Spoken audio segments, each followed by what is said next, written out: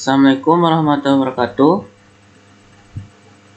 Perkenalkan, nama saya Zaki Pesalarik, NPM G1A020003, kelas Informatika A. Di sini saya akan membahas tentang masalah teknologi yaitu version control system yang digunakan untuk para developer web dan e-komersial. Apa sih itu version control system? Version control system itu sendiri merupakan suatu perangkat lunak yang berguna untuk mengolah perubahan source code project dari waktu ke waktu.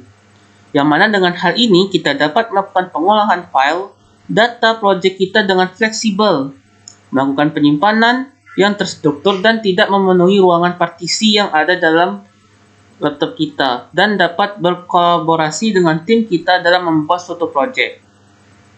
Version control system ini terdiri dari ada 3 bentuk atau 3 varian dari version control system.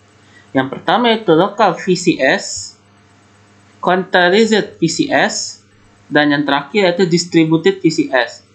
Version control system ini dilambangkan dengan bentuk model seperti ini yang terdapat pada gambar ini. Jadi kita mengetahui bahwa tiap-tiap gambar ini mewakili tiap repositori yang ada dalam pengolahan file. Apa sih itu local VCS? Local VCS merupakan suatu area pengolahan data yang meliputi area komputer kita saja, dengan adanya membuat repositori lokal di dalam komputer atau PC kita, dan tidak di-upload ke publik. Maka dalam local VCS ini, kita hanya mengedit file data kita sendiri tanpa campur tangan orang lain dalam membuat sebuah project. Jadi local version control system ini yang berada pada lokal kita sendiri saja, itu lokal komputer kita, yang mana terdiri dari checkout file yang kita lakukan untuk commitnya kita letak di repositori lokal. Jadi dia cuman bermain di lokal komputer kita saja dan tidak melakukan publikasi ke lokal server lokal yang ada di online atau tidak dapat diakses oleh orang lain. Jadi dia bekerja di dalam komputer kita saja. Dengan metodenya mirip seperti list yang ada di pada gambar di sini. Setiap kita menambah file, berarti versionnya yaitu harus masuk yang berada di antrian paling depan. Jadi dia ini modelnya sistem antrian, yang mana antrian yang kita masukkan pertama kali yaitu berada di depan, yaitu version 1 yang pertama kali kita buat, jadi mendapat bagian dari lokal yang terbelakang. Jadi version 1, version 2, version 3. Jadi version 3 ini version terbaru yang masuk di barisan paling depan. Itu local VCS. Kita akan melihat lagi yaitu centralized VCS. Centralized VCS.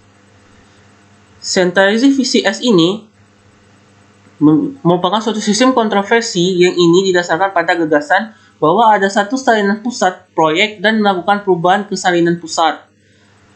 Maksudnya adalah centralized version control system ini merupakan suatu sentral yang berawal dari file yang terdapat di laptop kita ini, kita langsung masukkan ke server online atau repositori online yang sudah kita miliki version control systemnya, baik itu dari GitHub atau sebagainya. Di sini nanti kita akan saya menggunakan GitHub, yang mana working copy ini yang kita lakukan merupakan terdapat di area PC kita. File-file tersebut dapat kita update dan kita commit, yaitu pertama kita commit melalui laptop kita itu sendiri, dan langsung bisa kita update sendiri ke working copy ini. Kita bisa mengupdate dan bisa mengcomitnya di server repository. Jadi centralized ini melakukan secara langsung untuk repository ke online, yaitu langsung mengupdate ke online-nya. Manfaat utamanya seperti yang pertama, sistem terpusat biasanya lebih mudah dipahami dan digunakan. Yang B yaitu dapat memberikan kontrol tingkat akses pada tingkat directory. Dan yang ketiga itu bekerja lebih baik dengan file binary. Jadi centralized version control system ini bekerja secara tatap muka antara repository online dengan komputer kita. Jadi kita langsung mengkonekkannya ke repository online dari lokal komputer kita, file tersebut. Yang ini adalah distribusi VCS. Distribusi VCS ini merupakan suatu kontroversi dalam kontroversi terdistribusi, setiap pengembang mengcloning salinan repository dan memiliki riwayat lengkap proc di hard drive merek sendiri atau merek hasil mereka sendiri. Jadi, distributed version control system ini memiliki gambar seperti berikut, yaitu working copy, di-commit dan update di repository masing-masing. Berarti ini membuat suatu repository percabangan repository lain yang akan dikumpulkan ke repository server, yaitu banyaknya kita akan melakukan repository lokal. Jadi dalam hal repository lokal tersebut kita letak di dalam komputer kita sendiri. Berbeda dengan yang centralized VCS ini. Centralized VCS ini yaitu Centralized Version Control System. Dia langsung melakukan repository yang ada di server online. Itu perbedaan dari centralized VCS dengan distribusi VCS. Distribusi VCS ini kita melakukan repository terlebih dahulu di komputer kita, itu repository lokal. Kemudian kita lakukan push dan pull atau mengupload push dan pull, yaitu mengambil data-data kita yang ada di repository server. Repository server itu sendiri berada secara online di server kita yang telah kita buat di GitHub atau di version control system lainnya. Jadi repository ini, seperti alur dari gambar berikut ini. Alur gambar berikut ini menjelaskan tentang distributed version control system. Berarti dia ada percabangan antara working di PC lokal kita ke repository lokal, kemudian repository lokal ini akan di-upload ke repository server. Seperti itu. Manfaat utamanya yaitu pertama, kinerja sistem terdistribusi lebih baik, percabangan dan penggabungan jauh lebih mudah, dan yang ketiga itu dengan sistem distribusi tidak perlu terhubung dengan jaringan. Jadi sistem distribusi ini tidak perlu terhubung dengan jaringan. Tetap saja dengan pull push atau online kita sendiri. Jadi distribusi version control system ini bisa kita upload ke server kita sendiri atau server secara online, dan bisa kita mengkombinasikan dengan repository yang kita buat di lokal juga. Jadi seperti itu distribusi VCS version control system. Baiklah, sekarang kita akan mengenal tentang repository online. Repository online ini merupakan pembuatan repository yang dilakukan secara online, yang mana dengan cara yang kita gunakan yaitu dengan membuat repository yang ada di GitHub. Maka kita akan buka ke GitHub. Bagi teman-teman yang belum mengenal GitHub, hendaklah membuat akun terlebih dahulu. Jadi kalau membuat GitHub ini, kita akan pergi ke GitHub. Kalau jika teman-teman ingin membuat akun GitHub, di sini saya sudah membuat akun. Akun saya yang bernama GitHub Zaki Faisalarik. Berarti Zaki Faisalarik ini github.com/ nanti Zaki Faisalarik. Nah, itu GitHub yang saya telah buat. Di sini GitHub teman-teman bisa berkunjung ke GitHub atau cari saja GitHub. Nanti teman-teman bisa berkunjung ke github.com ini. Saya sudah memiliki, yang mana di sini saya sudah melakukan login dan membuat akun di GitHub. Jadi tampilannya langsung seperti ini. Pertama-tama apabila kita ingin membuat suatu repository online, yang dalam agenda ini yaitu repository online, kita harus buka GitHub teman-teman, yaitu yang terdapat di sini ada label dari new. New di sini membuat suatu repository di dalam GitHub, atau juga bisa klik di sini ada logo tambah atau new repository. Sama saja jatuhnya ke sini. Create a new repository, berarti kita harus membuat sebuah repository online. Yang mana repository online ini bebas namanya, teman-teman bisa membuat namanya seperti apa saja. Kita akan coba, yaitu latihan 1 web programming. Nah, teman-teman bisa membuat seperti ini. Ini ada logonya tanda centang, berarti namanya ini terdistribusi atau sudah benar. Description, teman-teman bisa menambah description-nya apa saja. Ini adalah latihan pertama saya dalam bermain GitHub dengan akun yang telah saya buat. Jadi gunanya description ini untuk memberikan label yang terdapat di repository online ini, dan kita bisa setting ke publik. Jadi teman-teman di sini bisa membuat readme file atau readme file secara langsung, yaitu memberikan yang mana readme file ini berisi tentang ucapan atau selamat datang yang ke dalam repository kita itu sendiri, @gitnode dan cause license. Jadi teman-teman boleh memberikan tanda centang atau tidak.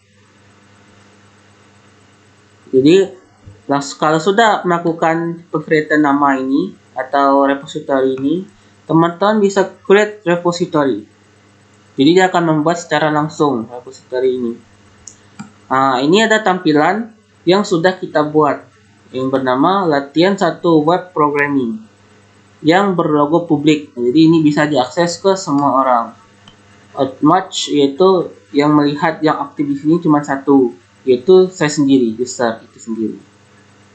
Di sini tampilannya teman-teman bisa melihat di sini untuk menghubungkannya ke dalam repository lokal, ke repository online dan sebagainya. Ini tata caranya sudah dibuatkan di repository online. Berikut inilah repository yang kita buat di repository online. Berarti repository online ini sudah terbentuk di servernya GitHub itu sendiri. Jadi kita membuat repository ini di server GitHub secara online melalui jaringan. Ini adalah repository online. Kemudian bagaimana sih cara membuat suatu repository lokal yang ada di laptop komputer kita ini?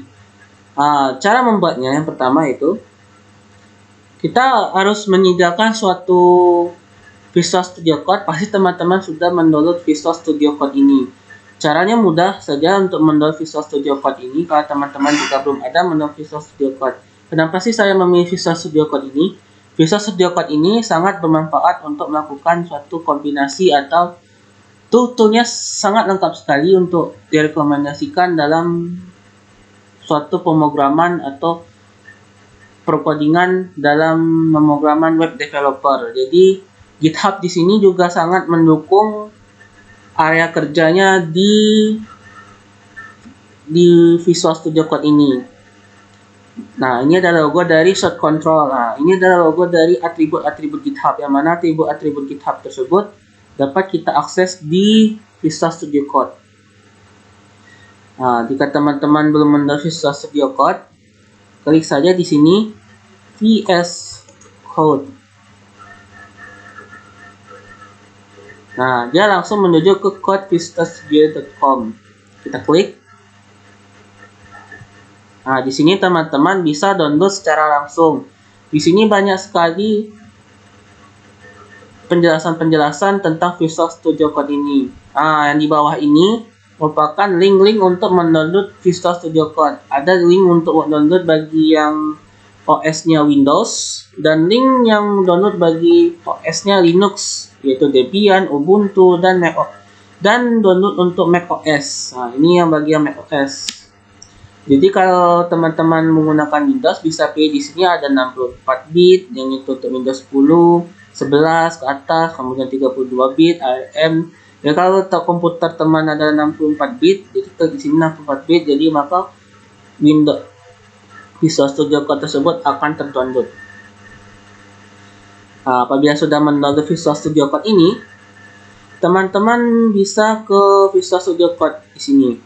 Nah, ini tampilan pertamanya pada waktu membuka Visual Studio Code. Nah, kita akan membuat suatu repository online.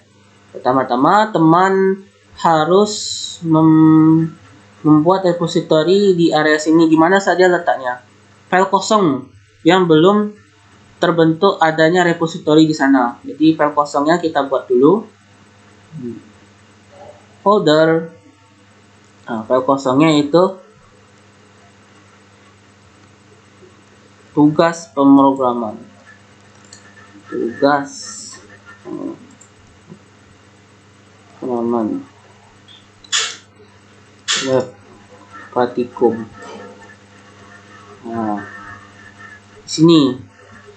Maka di Visual Studio Code ini kita bisa open folder untuk mencari gimana sih letak untuk membuka file yang kosong tersebut yang sudah kita buat. Buat ke data Asus, kemudian cari di sini. Nah, ini tugas pemrograman web praktikum. Search folder. Maka akan folder tersebut termasuk ke dalam Visual Studio Code. Nah, maka dari ini kita langsung membuat repositorinya dengan cara gampangnya itu kita langsung membuka terminal di sini. Nah, jadi muncul terminal. Di sini teman-teman bisa mengetikkan perintah GitHub. Kalau mau membuka Git bash, saya di sini akan menggunakan Git bash. Pilih di sini, klik logo di sini, plus tambah ini. Ini masih di PowerShell-nya Windows. Kita ubah ke Git bash. Git bash ini apabila teman-teman sudah mendownload suatu Git, aplikasi Git, seperti ini contoh gambarnya. Ini adalah aplikasi dari Git bash. Apabila teman-teman belum mendownload Git bash atau Git, aplikasi dari Git itu sendiri, teman-teman bisa berkunjung ke browser teman-teman sendiri, yaitu Git. Download Git, tulis saja sini download Git. Git download. Nah, di sini teman-teman bisa mengklik. Di sini Git bisa kita download dengan prosesnya, yaitu terdiri dari ada di Windows, Mac OS, dan Linux. Jadi teman-teman bisa download di Windows. Apabila teman-teman punya Mac OS, downloadnya dengan versi Mac OS. Apabila teman-teman bukan Linux, maka download di Linux. Maka Git akan terkombinasi atau terdownload ke OS masing-masing teman-teman. Apabila teman-teman sudah mendownload GitHub ini, maka teman-teman bisa membuka Visual Studio Code dan ke sini pasti akan muncul Git bash. Git bash ini yang kita akan gunakan untuk membuat repository lokal. Apa sih perintah repository lokal yang kita buat? Pertama, kita buat di sini Git atau nama folder yang nama folder teman-teman. Klik Git init atau bisa juga langsung dengan Git init. Nah, di sini kita langsung menggunakan Git init saja. Klik init empty Git repository in. Nah, berarti ini tandanya adalah Git init ini berhasil kita buat, yaitu repository lokal. Nah, dia akan berlogo master. Repository lokal ini akan berlogo master. Jadi di sini kita bisa melakukan suatu perintah untuk membuat repository yang ada di GitHub yang kita telah buat ini. Oke, selanjutnya repository lokal sudah kita buat, maka kita cek repo di lokal, apakah repository ini bisa kita lakukan, apakah terdeteksi repository ini telah terbuat di Git di repository lokal yang di laptop kita saat ini.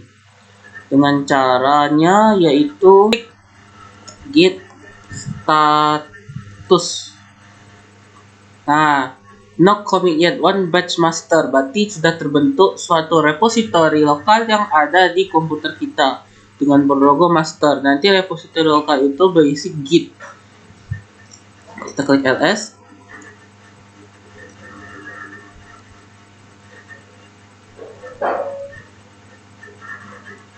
Nah, di sini belum terbaca. Berarti maka di sini sudah terbentuk suatu repositori yang kita bentuk tadi, yaitu dengan git init, yaitu git master ini. Kemudian kita lanjut lagi dengan menghubungkan repo lokal ke online.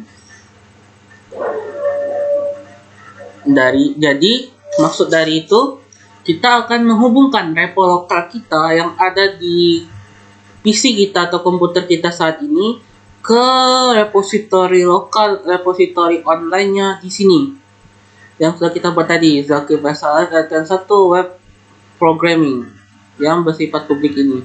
Maka kita baca di sini sudah ada petunjuknya, yaitu git remon at origin http github Zakir Basalah web programming git. Berarti kita bisa langsung copy saja ini.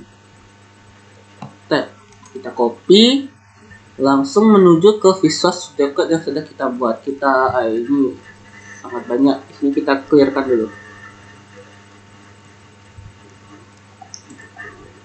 Nah, kita menghapus.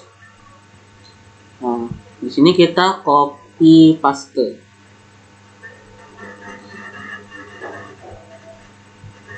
Nah, dia langsung membentuk di sini. Origin master. Nah, sudah kita lakukan. Nah, ini sudah kita bentuk. Ini kita panggil git latihan web programming git. Berarti sini sudah terhubung.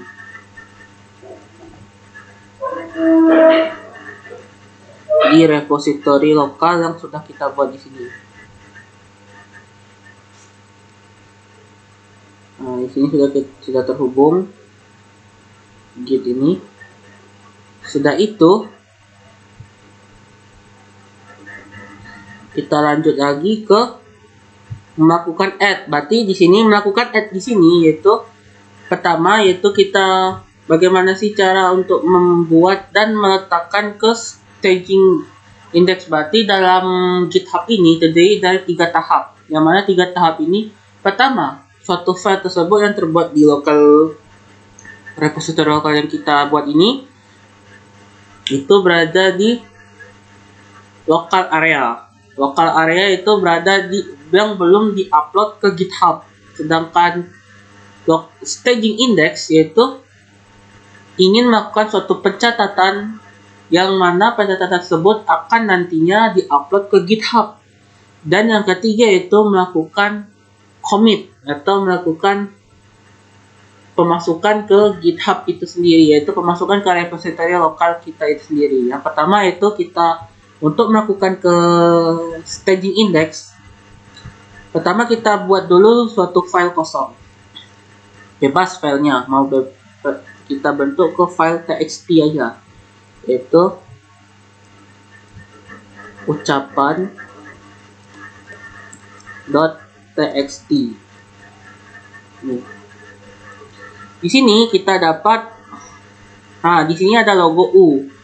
U di sini yaitu merupakan lokal areanya, yaitu sebelum dimasukkannya ke dalam staging index. Berarti staging index nanti kita bisa masukkan ke add. Seperti contoh di sini yaitu staging indexnya, masukkan staging index. Nah, memindahkan semuanya di staging index yaitu git add, yaitu menekan git atau komen dari git add tersebut. Nah, pertama kita contoh dulu membuat ucapan teks ini, yaitu Assalamualaikum warahmatullahi wabarakatuh. Ini merupakan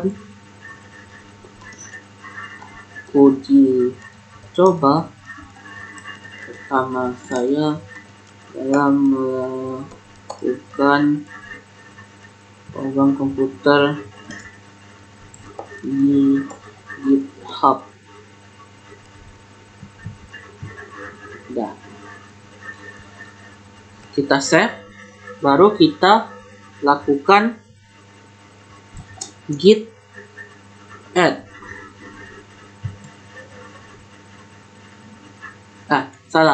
git add, atau bisa kita masukkan di sini nama file yang kita buat. Git add apa di sini, yaitu ucapan.txt. Enter. Nah, berarti tandanya sudah melakukan staging index. Kemudian habis melakukan staging index ini, melakukan commit, yaitu commit ini akan diletakkan ke repository lokal yang ada di komputer kita ini. Saya meletakkannya di repository lokalnya di hard disk, partisi hard disk. Jadi kita lakukan git commit min m adalah min m, yaitu message atau komentar yang kita buat bebas di sini.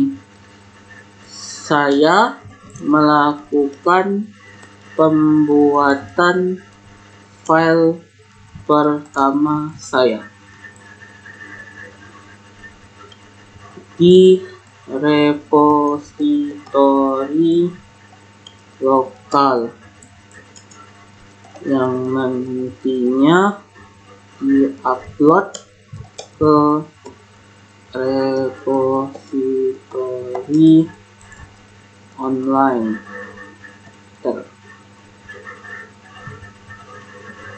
Nah, di sini sudah terbentuk create model 106 ucapan.txt. Jadi commit di sini sudah kita lakukan. Kemudian melakukan push, yaitu mengupload file yang ada di sini ke repository online yang kita buat ini. Di mana tuh? Di sini. Latihan 1 web programming yang sudah kita buat. Nah, ini masih kosong ya.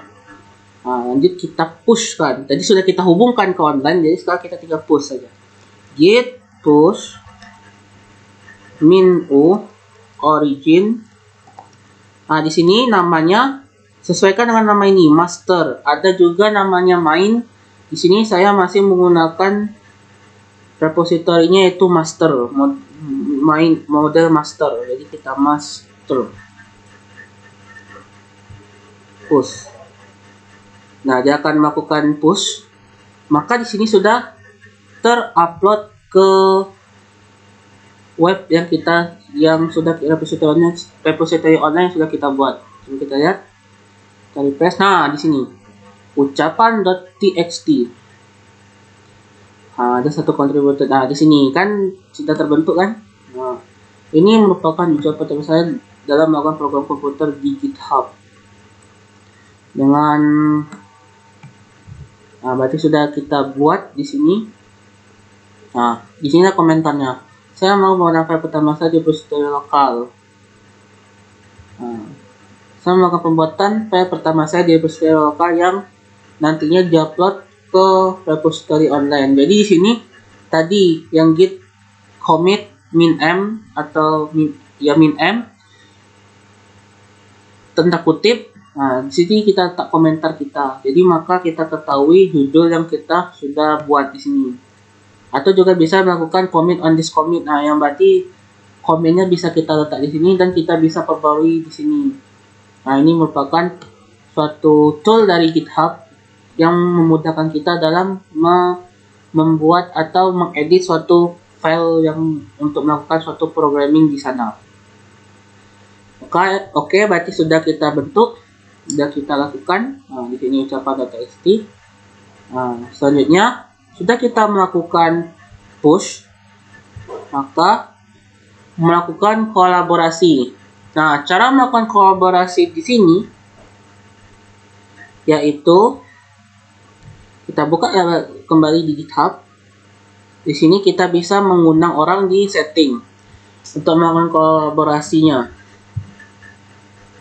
Di sini tergantung apakah kita ingin menjadi sebagai admin atau kita sebagai anggota. Apabila kita sebagai admin, maka kita akan membuat suatu kolaborasi. Nah, di sini kolaborasi yang kita buat harus mengundang anggota kita agar bergabung ke kita. Jadi kita ini sebagai adminnya. Jadi add people. Nah, di sini add kolaborasi itu. Nah, dia minta username full name atau email. Username yang kita butuhkan di sini itu username orang, yaitu seperti ini, Zaki Pesalarik, itu adalah nama username. Full name yaitu nama orang yang anggota yang akan kita undang nantinya untuk kolaborasi. Namanya yang full name. Atau email. Jadi kita bisa kasihkan name dot. Di sini ada invited kolaborasi atau nama-nama email lainnya. Name dot satu dot name dot at gmail.com. Jadi kita bisa membuat, ini ada contohnya sebenarnya, cuma contoh saja ya. Di sini saya sudah melakukan kolaborasi dengan teman saya yang ada di kampus, yaitu di latihan repository. Buka dulu repository. Di sini saya melakukan kolaborasinya. Ini merupakan file repository yang sudah saya kolaborasi dengan teman saya di sini. Kita buka kolaborator. Kita lihat. Ini bentuk dari kolaborasi yang sudah teman saya dan sudah saya invite atau minta bergabung dengan kelompok saya, yaitu sebagai admin. Di sini ada 2 orang, Satria Iqbal dan Nusa 2404, yaitu Muazzid. Sudah melakukan ini, maka selanjutnya melakukan clone. Melakukan clone ini merupakan clone, yaitu mengambil atau sebagai anggota, atau yang digunakan untuk sebagai anggota untuk mengambil repository, untuk mengambil data repository yang ada secara online. Jadi kita kembali lagi ke repository awal. Ini latihan web programming 1. Jadi anggota tersebut dapat mengambil ucapan .txt ini dengan cara di sini kode clone. Clone. Kita copy sini dan kita masuk ke, kita tulis di sini git clone. Kita buat dulu folder kosong. Folder kosong satu lagi, yang mana folder tersebut nanti untuk diisikan data clone yang telah kita ambil di repository. Ingat, clone tersebut, untuk melakukan clone di file kosong tersebut jangan dulu dibuat suatu repository di dalamnya, atau menggunakan git init, itu jangan dulu dibuat, maka akan terjadi error. Jadi kita buka di sini, kita buat di data ASUS saja. Langsung kita tambah file kosong, folder uji tes. Uji tes ini kita uji teskan untuk melakukan clone di dalam folder tersebut. Maka di sini ini ada ibaratkan sebagai anggota ingin mengambil data yang ada di repository online. Jadi kita buka di sini, open folder, buka di F, data ASUS, kemudian cari di sini uji tes.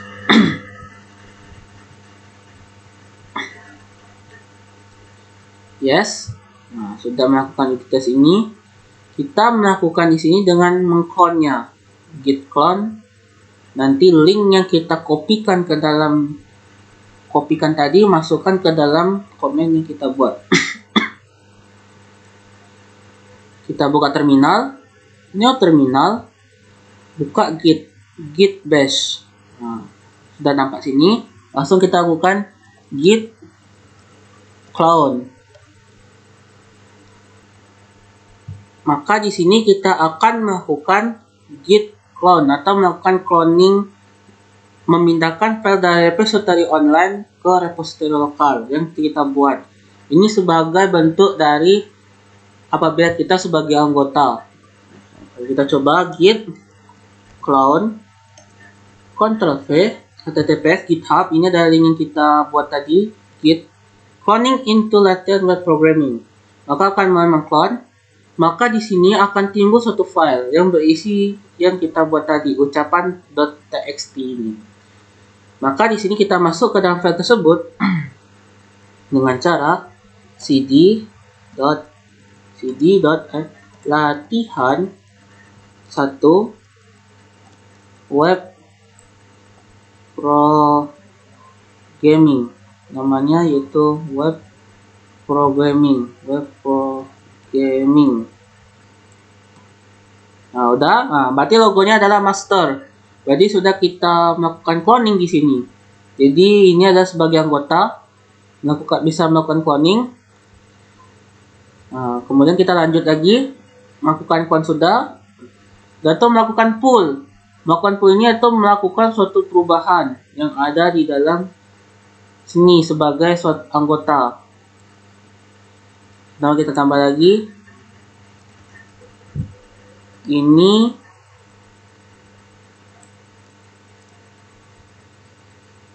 sudah saya ubah dari clone.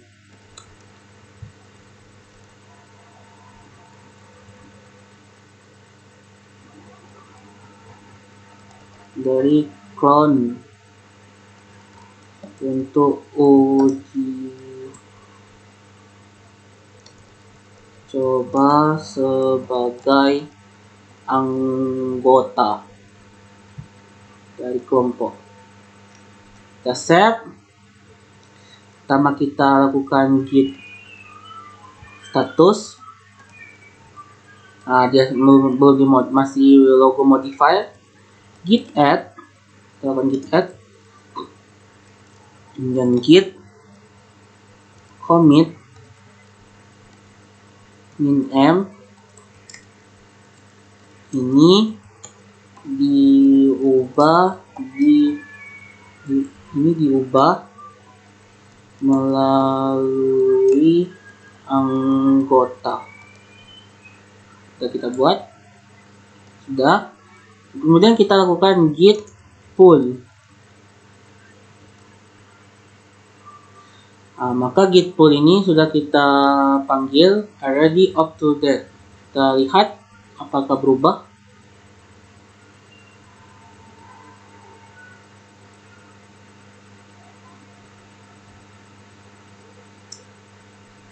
Wah, ada yang kurang berarti. Berarti kita belum melakukan git push m origin master. U origin master. Dia akan mengubah, langsung kita tulis git pull up to date. Maka sudah siap. Kita lakukan scan. Nah, ini sudah saya ubah dari code untuk uji coba sebagai anggota dari kelompok. Kita adalah melakukan pull. Maka dari itu kita sudah mengetahui pembelajaran bagaimana cara menggunakan GitHub ini untuk melakukan suatu cloning data, melakukan kolaborasi, dan sebagainya. Atau yang paling penting yaitu mengolah data kita sendiri atau dari repository online. Kegunaan dari repository ini atau kegunaan dari GitHub ini yaitu yang pertama, yang model dari version control system ini, pertama kita dapat fleksibel dalam mengolah suatu data, yang mana data tersebut mudah kita melakukan edit atau modifier atau memodif suatu data tersebut atau file-file tersebut dengan bisa kita melihat suatu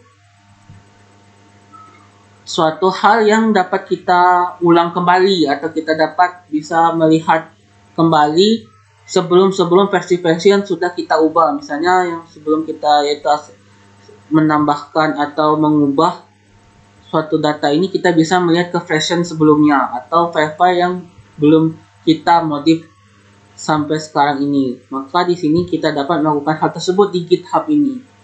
Oleh karena itu, GitHub ini sangat banyak diminati oleh para pengembang atau developer dalam membuat suatu project di dalamnya, yang digunakan oleh developer untuk membuat project, baik itu dalam developer web, developer Android, pemrograman, dan sebagainya yang dituangkan di dalam GitHub itu sendiri. GitHub ini memiliki hal-hal yang sangat unik dalam melakukan pengolahan data dan mudah sekali untuk dilakukan pengeditan dan sebagainya dalam kolaborasi yang kita lakukan saat ini. Yang saya lakukan saat ini adalah merupakan suatu pembelajaran untuk melakukan GitHub tersebut dalam mengolah data yang kita buat. Yang pertama yaitu ucapan .txt ini kita upload ke dalam repository online ini.